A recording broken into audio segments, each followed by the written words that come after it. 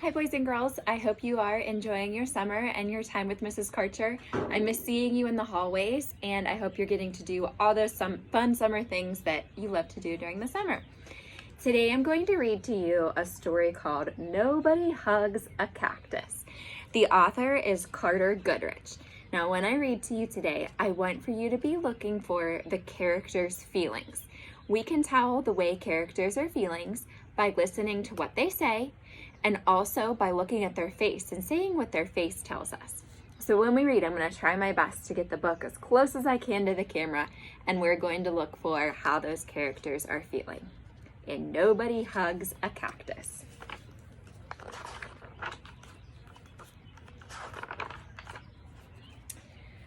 Hank lived in a pot. The pot sat in a window. The window looked out at an empty desert. It was hot, dry, peaceful, and quiet. Just the way Hank liked it. You can tell Hank is feeling pretty happy by that smile on his face. But every now and then, somebody would interrupt Hank's peace and quiet. "Hi, Hank," Rosie the tumbleweed called out. "Isn't it a beautiful day?" Hank ignored her. He just wanted to be left alone. Now you can see how Rosie's feeling. She has a big smile on her face and she said, "Hey, how's it going?" So we can tell she's feeling happy. Oh, but look at the cactus. How is he feeling? He has a frown on his face. He wanted to be left alone. He's feeling a little bit annoyed. "Okay, so long," said Rosie cheerfully as she tumbled away. Hank was happy again. But just as he was beginning to relax, "Hello!" shouted a tortoise.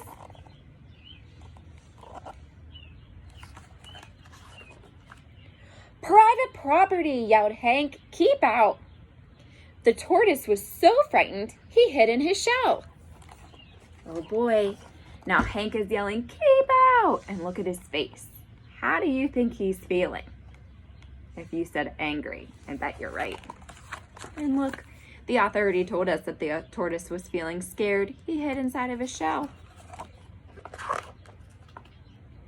Hank was still yelling at the tortoise when a jackrabbit dashed by. "Hiya, Prickles," he shouted. "My name isn't Prickles," Hank yelled back, "and stay out of my yard." Take a look at how he's feeling there. Oh boy. "Tumbleweeds, tortoises, jackrabbits, what's next?" said Hank.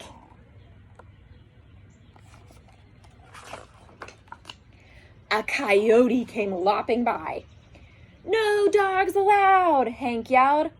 "I'm not a dog," said the coyote, "and you are as prickly on the inside as you are on the outside."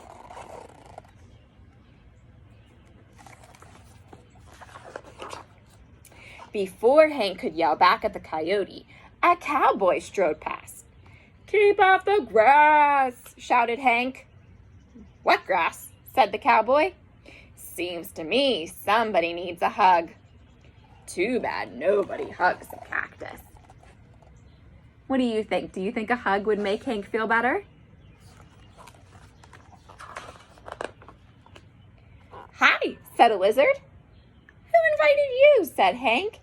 "And just in case you're wondering, I don't want a hug." "That's good," said the lizard, "because I don't want to give you one." Then he skittered away.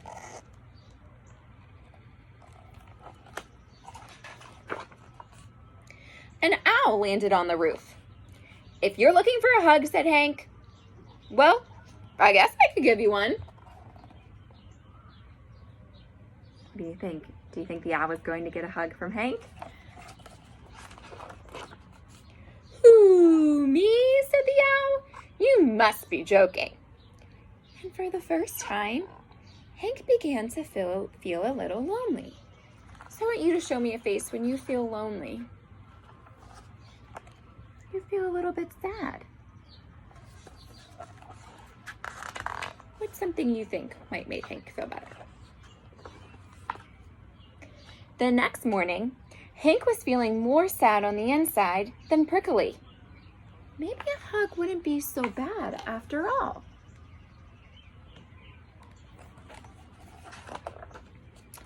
The wind began to pick up. An old cup blew by and stuck to Hank's face.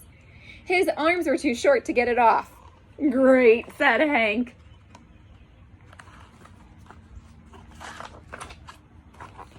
After a while, Rosie came bouncing by. "I'll get it off you, Hank," she shouted, and she jumped up to knock the cup off of Hank's face. Then she tumbled away.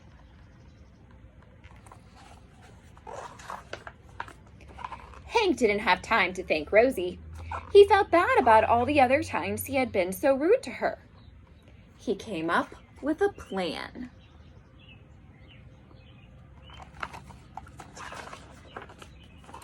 Hank decided to grow the best flower he could, and he would give it to Rosie as a thank you gift. It took days, but at last it was ready. He couldn't wait for Rosie to pass by again. Take a look. Hank said he can't wait for Rosie. He has a smile on his face. How do you think he's feeling now? If he said happy, I bet you're right.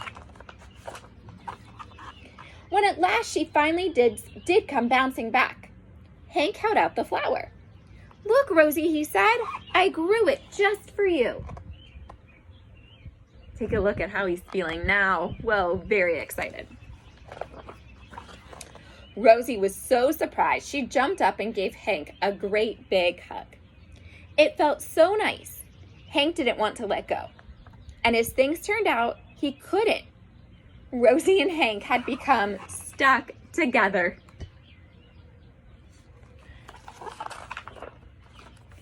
But they didn't care.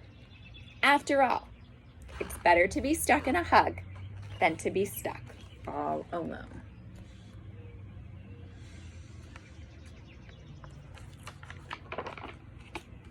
The end. So, how do you think Hank changed throughout the story? At the beginning, the author said he was feeling awfully prickly. He wasn't being a very nice cactus. But by the end, how did things change? If you said that he was feeling much happier, you are correct. I hope you enjoyed Nobody Hugs a Cactus. I hope to see you around this summer and back again in the fall. Bye.